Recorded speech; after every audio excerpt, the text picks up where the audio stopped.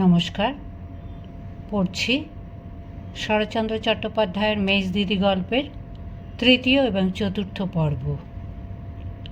সন্ধ্যার সময় কাদম্বিনী প্রশ্ন করিলেন, কি খেয়ে এলি রে কেষ্ট? কেষ্ট সলজ্জ নতমুখে কহিল, লুচি। কি দিয়ে খেলি? কেষ্ট তেমনিভাবে বলিল, রুই মাছের মুড়োর তরকারি, সন্দেশ, রসগো। ইস, বলি, মেজ ঠাকরুন মুড়োটা কার পাতে দিলেন? হঠাৎ এই প্রশ্নে কেষ্টর মুখখানি পাণ্ডুর হইয়া গেল। উদ্যত প্রহরণের সম্মুখে রজ্জুবদ্ধ জানোয়ারের প্রাণটা যেমন করিয়া ওঠে, কেষ্টর বুকের ভেতরটায় তেমনই ধারা করিতে লাগিল। দেরি দেখিয়া কাদম্বিনী কহিলেন, তোর পাতে বুঝি? গুরুতর অপরাধীর মতো কেষ্ট মাথা হেঁট করিল। অদূরে দাওয়ায় বসিয়া নবীন তামাক খাইতেছিলেন। কাদম্বিনী সম্বোধন করিয়া বলিলেন, বলি, শুনলে তো? নবীন সংক্ষেপে বলিয়া হুঁকায় টান দিলেন। কাদম্বিনী উষ্মার সহিত বলিতে লাগিলেন, খুড়ি আপনার লোক, ব্যবহারটা দেখো। পাঁচগোপাল আমার রুই মাছের মুড়ো বলতে অজ্ঞান, সে কি তা জানে না? তবে কোন আক্কেলে তার পাতে না দিয়ে বেনাবনে মুক্ত ছড়িয়ে দিলে? বলি, হাঁ রে কেষ্ট, সন্দেশ রসগোল্লা খুব পেট ভরে খেলি? 7 জন্মে কখনো তুই এসব চোখেও দেখিসনি। স্বামীর দিকে চাহিয়া বলিল, যারা দুটি ভাত পেলে বেঁচে যায় তাদের পেটে লুচি সন্দেশ কি হবে? কিন্তু আমি বলছি তোমাকে, কেষ্টকে মেজগিনি বিগড়ে না দেয় তো আমাকে কুকুর বলে ডেকো। নবীন মৌন হইয়া রহিলেন, কারণ স্ত্রী বিদ্যমানে মেজ বউ তাহাকে বিগড়াইয়া ফেলিতে পারিবে এরূপ দুর্ঘটনা তিনি বিশ্বাস করিলেন না। তাহার স্ত্রীর কিন্তু স্বামীর ওপরে বিশ্বাস ছিল না, বরং 16 আনা ভয় ছিল সাধাসিধা ভালো মানুষ বলিয়া যে কেহ তাহাকে ঠকাইয়া লইতে পারে।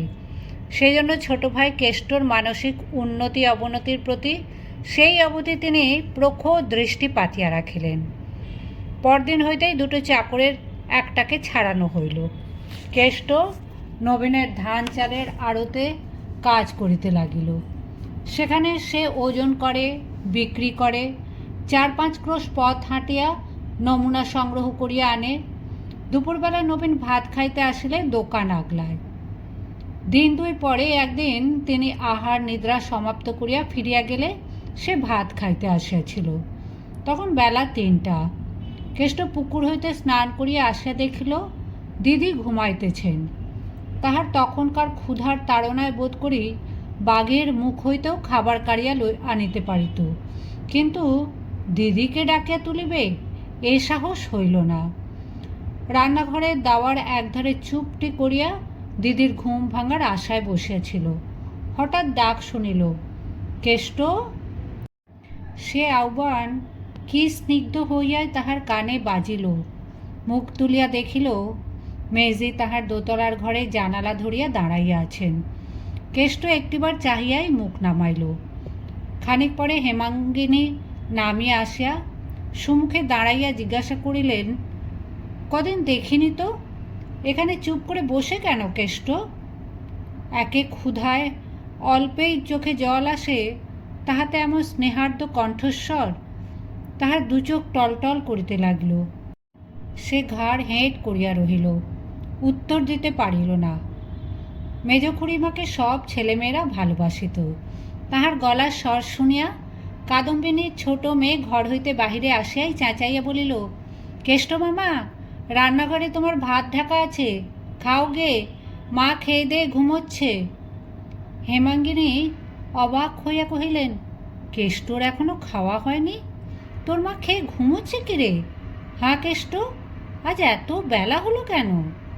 কেষ্ট ঘাড় হেঁট করিয়াই রহিল। টুনি তাহার হইয়া জবাব দিল, কেষ্ট মামার রোজ তো এমনি বেলাই হয়, বাবা খেয়ে দিয়ে দোকানে ফিরে গেলে তবে তো খেতে আসে। হেমাঙ্গিনী বুঝিলেন কেষ্টকে দোকানের কাজে লাগানো হইয়াছে, তাহাকে বসাইয়া খাওয়ানো হইবে এ আশা অবশ্য তিনি করেন নাই। কিন্তু একবার এই বেলার দিকে চাহিয়া একবার এই ক্ষুধা ও তৃষ্ণায় আর্ত শিশুদেহের পানে চাহিয়া তাহার চোখ দিয়া জল পড়িতে লাগিল। আঁচলে চোখ মুছিতে মুছিতে তিনি বাড়ি চলিয়া গেলেন। মিনিট দুই পরে এক বাটি দুধ হাতে ফিরিয়া আসিয়া রান্নাঘরে ঢুকিয়া শিহরিয়া মুখ ফিরিয়া দাঁড়াইলেন। কেষ্ট খাইতে বসিয়াছিল। একটা পেতলের থালার ওপর ঠান্ডা শুকনা ডেলা পাকানো ভাত, একপাশে একটুখানি ডাল ও কি একটু তরকারির মতো। দুধটুকু পাইয়া তাহার মলিন মুখখানি হাসিতে ভরিয়া গেল। হেমাঙ্গিনী দ্বারের বাহিরে আসিয়া দাঁড়াইয়া রহিলেন। কেষ্ট খাওয়া শেষ করিয়া পুকুরে আঁচাইতে চলিয়া গেলে একটিবার মুখ বাড়াইয়া দেখিলেন পাতে গোনা একটিও ভাত পড়িয়া নাই। ক্ষুধার জ্বালায় সে সেই অন্ন নিঃশেষ করিয়া খাইয়াছে। হেমাঙ্গিনীর ছেলে ললিত প্রায় সেই বয়সী।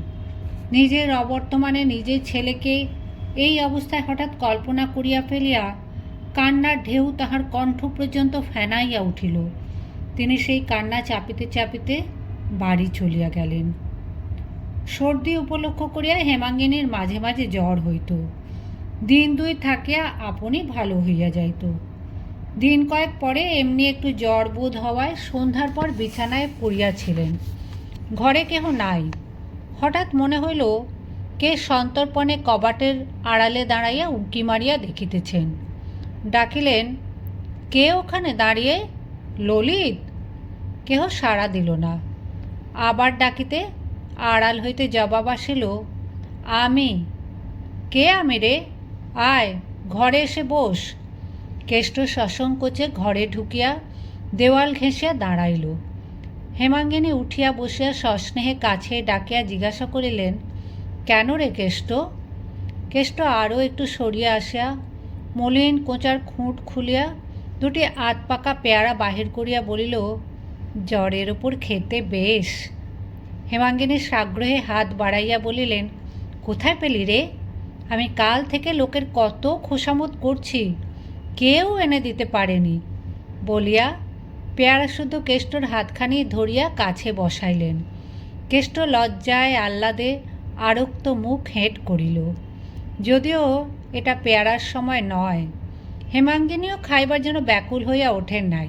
তথাপি এই দুটো সংগ্রহ করিয়া আনিতে দুপুরবেলার সমস্ত রোদটা কেষ্টর মাথার ওপর দিয়া বহিয়া গিয়াছিল। হেমাঙ্গিনী জিজ্ঞাসা করিলেন, হাঁ কেষ্ট, কে তোকে বললে আমার জ্বর হয়েছে? কেষ্ট জবাব দিল না। কে বললে রে আমি পেয়ারা খেতে চেয়েছি? কেষ্ট তাহারও জবাব দিল না। সে সেই যে মুখ হেঁট করিল আর তুলিতেই পারিল না। ছেলেটি যে অতিশয় লাজুক ও ভীরু স্বভাব হেমাঙ্গিনী তাহা পূর্বেই টের পাইয়াছিলেন। তখন তাহার মাথায় মুখে হাত বুলাইয়া দিয়া আদর করিয়া দাদা বলিয়া ডাকিয়া আরও কত কি কৌশলে তাহার ভয় ভাঙাইয়া অনেক কথা জানিয়া লইলেন। বিস্তর অনুসন্ধানে পেয়ারা সংগ্রহ করিবার কথা হইতে শুরু করিয়া তাহাদের দেশের কথা, মায়ের কথা, খাওয়া দাওয়ার কথা, দোকানে কি কাজ করিতে হয় তাহার কথা একে একে সমস্ত বিবরণ শুনিয়া লইয়া চোখ মুছিয়া বলিলেন, এই তোর মেজদিদিকে কখনো কিছু লুকোস নে কেষ্ট। যখন দরকার হবে চুপি চুপি এসে চেয়ে নিস, নিবি তো? কেষ্ট আহ্লাদে মাথা নাড়িয়া বলিল, আচ্ছা। সত্যকার স্নেহ যে কি তাহা দুঃখী মায়ের কাছে কেষ্ট শিখিয়াছিল। এই মেজদির মধ্যে তাহাই আস্বাদ করিয়া কেষ্ট রুদ্ধ মাতৃশোক আজ গলিয়া ঝরিয়া গেল। উঠিবার সময় সে মেজদির পায়ের ধুলা মাথায় লইয়া যেন বাতাসে ভাসিতে ভাসিতে বাহির হইয়া আসিল। কিন্তু তাহার দিদির আক্রোশ তাহার প্রতি প্রতিদিনই বাড়িয়া চলিতে লাগিল। কারণ সে সৎমার ছেলে, সে নিরুপায়। অখ্যাতির ভয় তাহাকে তাড়াইয়া দেওয়াও যায় না, বিলাইয়া দেওয়াও যায় না। সুতরাং যখন রাখিতেই হইবে তখন যতদিন তাহার দেহ বহে ততদিন কষিয়া খাটাইয়া লওয়াই ঠিক। সে ঘরে ফিরে আসিতেই দিদি ধরিয়া পড়িলেন, সমস্ত দুপুর দোকান পালিয়ে কোথায় ছিলি রে কেষ্ট? কেষ্ট চুপ করিয়া রহিল। কাদম্বিনী ভয়ানক রাগিয়া বলিলেন, বল শিগগির। কেষ্ট তথাপি নিরুত্তর হইয়া রহিল। মৌন থাকিলে যাহাদের রাগ পড়ে কাদম্বিনী সে দলের নহেন।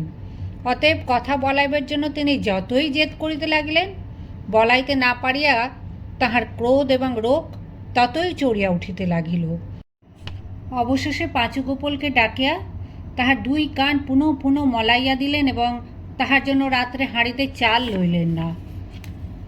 আঘাত যতই গুরুতর হোক, প্রতিহত হইতে না পাইলে লাগে না। পর্বত শিখর হইতে নিক্ষেপ করিলেই হাত পা ভাঙে না, ভাঙে শুধু তখনই যখন পদতলপৃষ্ঠ কঠিন ভূমি সেই বেগ প্রতিরোধ করে। ঠিক তাহাই হইয়াছিল কেষ্টর। মায়ের মরণ যখন পায়ের নিচের নির্ভর স্থলটুকু তাহার একেবারে বিলুপ্ত করিয়া দিল, তখন হইতে বাহিরের কোনো আঘাতই তাহাকে আঘাত করিয়া ধূলিসাৎ করিয়া দিতে পারিত না। সে দুঃখীর ছেলে, কিন্তু কখনো দুঃখ পায় নাই। লাঞ্ছনা গঞ্জনার সহিত তাহার পূর্ব পরিচয় ছিল না। তথাপি এখানে আসা অবধি কাদম্বিনীর দেওয়া কঠোর দুঃখ কষ্ট সে যে অনায়াসে সহ্য করিতে পারিতেছিল, সে শুধু পায়ের তলায় অবলম্বন ছিল না বলিয়াই। কিন্তু আজ আর পারিল না। আজ সে হেমাঙ্গিনীর মাতৃস্নেহের নির্ভর ভিত্তির সন্ধান পাইয়াছে। তাই আজিকার এই অত্যাচার অপমান তাকে একেবারে ব্যাকুল করিয়া দিল। মাতা পুত্র এই নিরপরাধ নিরাশ্রয় শিশুকে শাসন করিয়া, লাঞ্ছনা করিয়া, অপমান করিয়া, দণ্ড দিয়া চলিয়া গেলেন। সে অন্ধকার ভূমিশয্যায় পড়িয়া আজ অনেক দিন পর আবার মাকে স্মরণ করিয়া মেজদির নাম করিয়া ফুলিয়া ফুলিয়া কাঁদিতে লাগিল।